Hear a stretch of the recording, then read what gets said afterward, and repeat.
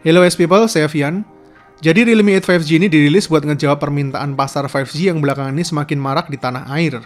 Yang semuanya tiba-tiba secara serentak ngerilis deretan smartphone 5G baru. Karena pasar smartphone 5G yang makin kompetitif, makanya lewat Realme 8 5G ini mereka ngasih selling point sebagai the most affordable 5G smartphone for everyone. Alias smartphone 5G paling terjangkau saat ini. Selain itu, yang paling menarik, Realme 8 5G ini juga mengusung chipset terbaru sekaligus pertama di Indonesia, yaitu Dimensity 700 5G. Seperti apa kualitasnya? Kita bakal tes bareng-bareng performa, durability baterai, dan kameranya di video ini.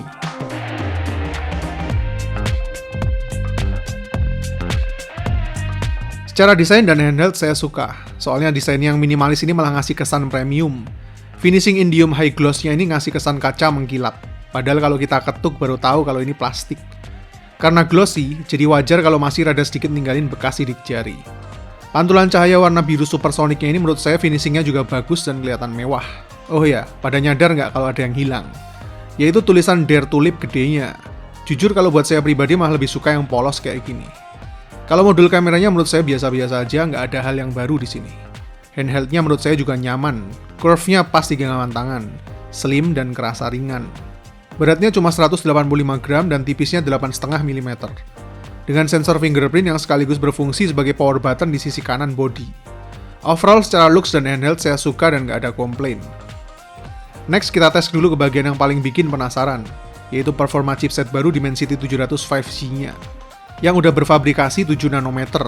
Padahal 7 nanometer biasanya ada di chipset kelas flagship, sekarang udah masuk ke kelas entry to mid-range. Dikombinasi dengan 8GB RAM, 128GB internal storage yang udah mendukung Dynamic RAM Expansion buat nambah RAM virtual, dan baterainya 5000 mAh dan sudah ada fitur NFC-nya juga. Selama ini ada beberapa stigma negatif mengenai MediaTek, tapi kenyataannya sejak seri Dimensity dirilis, banyak orang mulai berubah pikiran. Dimensity 700 ini mendapatkan skor Antutu di 360 ribuan, yang termasuk tinggi buat pasar HP 5G mid-range saat ini. Kita testing buat main game PUBG, setting grafiknya ada di HD High atau Smooth Ultra. Frame rate-nya stabil dan mentok di 39 frame per second. Jarang terjadi frame drop, dan gyronya juga nggak delay. Gameplay smooth-nya ini juga didukung sama touch sampling rate layar 180Hz dan GPU ARM Mali Gate 57 MC2 yang punya clock speed 950Hz dan support refresh rate sampai 90Hz. Temperatur panas maksimal cuma di 37 derajat aja di setting grafik tertingginya, termasuk adem banget buat body tipis kayak gini. Dan buat main selama satu kali game 30 menitan baterainya cuma berkurang 7% aja. Mantep ternyata. Kita testing juga buat nonton YouTube selama sejam baterainya cuma berkurang 6% aja. Jujur ada susah ngabisin baterainya. Gambarnya cukup clear di layar display 6,5 inch Full HD+, dengan refresh rate 90Hz. Dimensinya terasa cukup luas juga soalnya bezel-bezelnya termasuk tipis. Brightness maksimalnya ada di 600 nits. Jadi cukup terang di kondisi indoor, tapi masih kurang terang kalau buat kondisi outdoor siang hari. Minusnya punch hole-nya ini dimensi lingkarnya termasuk terlalu gede buat smartphone keluaran baru sekarang. Sama memang masih belum pakai Super AMOLED yang tentu saja buat ngejar affordable harganya. Dan cuma punya satu speaker aja di bagian bawah dengan volume yang cukup keras meskipun kualitas suaranya standar.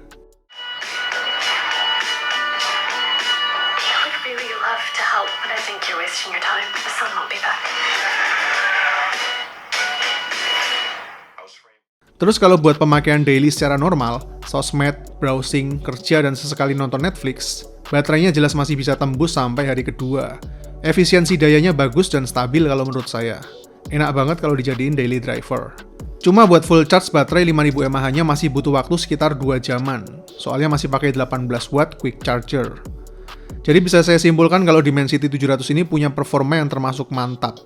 Kencangnya dapat, tapi efisiensi dayanya juga bagus. Punya temperatur yang stabil dan cenderung adem. Jadi memang MediaTek yang sekarang, khususnya seri Dimensity udah nggak kayak yang dulu lagi. Begitu juga sama durability baterainya yang optimal berkat fitur super power saving-nya Realme. Buat yang khawatir kalau jaringan 5G ini bakal lebih nguras efisiensi dayanya juga, Realme udah ngasih fitur barunya yaitu Smart 5G Power Saving. Mirip kayak mode super power saving.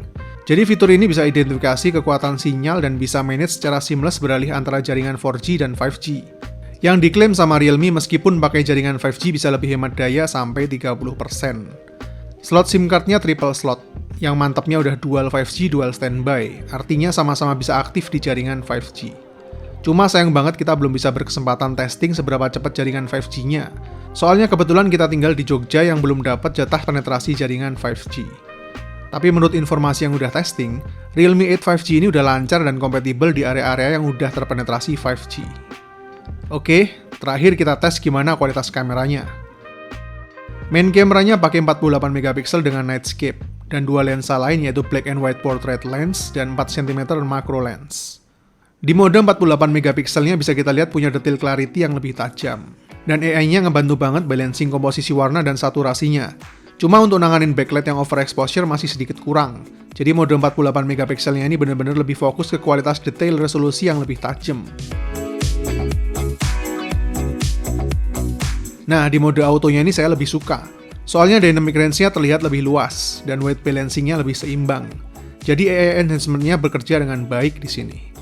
Bahkan lebih baik juga buat nanganin backlight yang overexposure. Cuma kalau di zoom detailnya tentu lebih rendah kalau dibandingin sama mode 48 megapikselnya. Kalau cuma buat sosmed sih saran saya mode autonya ini udah lebih dari cukup. Di mode portrait detailnya masih terjaga, dynamic range masih oke, backlight oke, tapi bokehnya menurut saya masih kurang begitu rapi. Jadi butuh waktu lebih lama buat capture momen yang pas, nggak bisa asal jepret.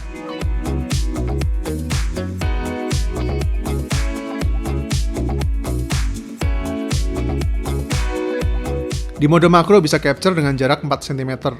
Komposisi warnanya masih oke, tapi detailnya kurang begitu tajam, dan lebih recommended buat capture di kondisi penerangan yang cukup.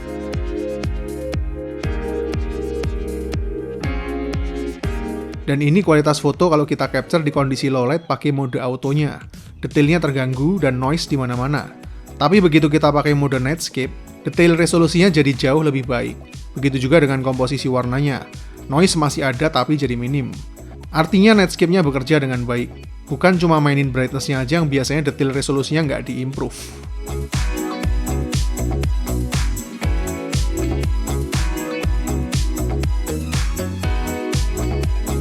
Realme 8 5G ini punya selfie kamera 16 megapiksel AI Beauty.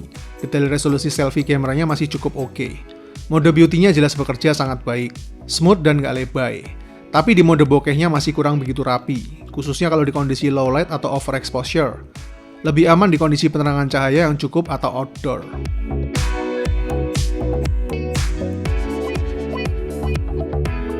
Terakhir, video recordingnya komposisi warnanya lumayan dan cukup stabil meskipun belum pakai OIS. Cuma detail resolusinya menurut saya standar-standar aja. Masih mentok di 1080p 30 frame per second.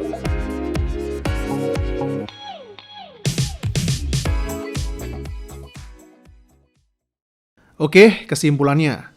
Di manakah positioning Realme 8 5G ini di tengah market? Dan cocok buat siapakah Realme 8 5G ini?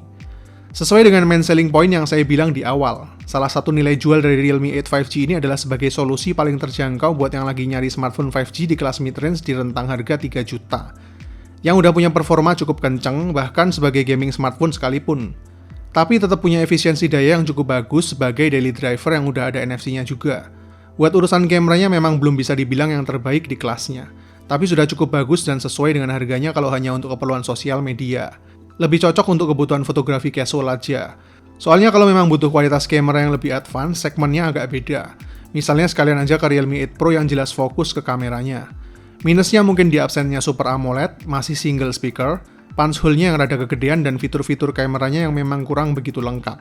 Tapi masih sangat beralasan mengingat harganya yang juga dipangkas demi selling point utama sebagai smartphone 5G terjangkau. Jadi kalau mau saya singkat dalam satu kalimat, Realme 8 5G ini adalah salah satu smartphone 5G paling murah saat ini yang tetap punya performa kenceng dan stabil. Overall, menurut saya Realme 8 5G ini masih sangat recommended sebagai salah satu referensi kalau kamu memang lagi nyari smartphone 5G di harga 3 juta. Udah termasuk paling murah di kelasnya. Oke, segitu dulu review Realme 8 5G-nya. Saya Vian, see you in the next videos.